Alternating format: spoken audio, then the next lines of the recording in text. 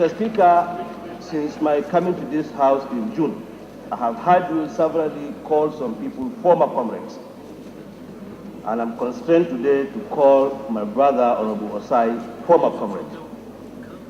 Reasons are simple, Mr. Speaker. I'm going to take just two amendments that he proposed here.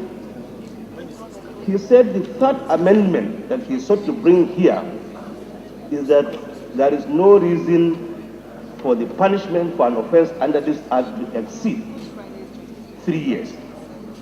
But the main act says the punishment is not exceeding 5 years.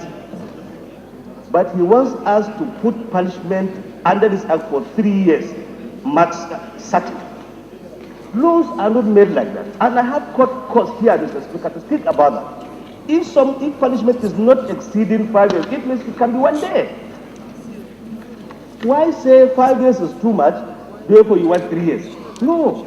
The bill said for a punishment of imprisonment not exceeding 5 years. And not exceeding 5 years may mean 1 day. So for us to say that punishment under this act is 3 years, I think is uncomradely, if there is any word like that. Second, Mr. Speaker, again, Mr. Asai said here, the penalty for offenses under sections 212A and 212B should be increased from 50,000 to 250,000 naira. How can you call Mr. Asai a comrade? It cannot be.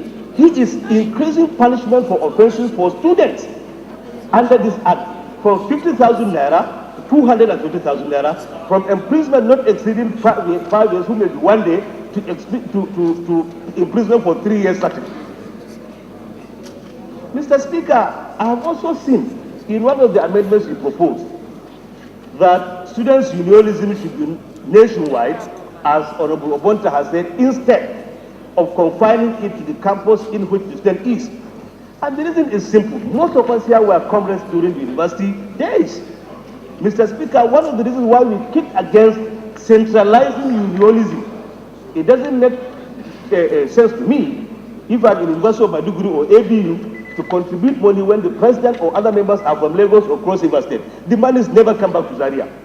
That was the reason why we said every campus should take care of its own unionism, but when there is a national issue, we go and do NAS while we elect and we don't send our money to anywhere outside our campuses. And I think, Mr. Speaker, this bill as it is, we have to be extremely careful. There are so many matters that he asks us to amend in this bill, which if we sit down critically and examine it, we are going to be anti-students, not pro-students under this bill. And therefore, Mr. Speaker, lend my argument to what Mr. Honorable Obonta proposed, that we should be very, very careful in looking at this bill. Let us not, in trying to make the things right, throw away the baby with the bathwater. Thank you, Mr. Speaker.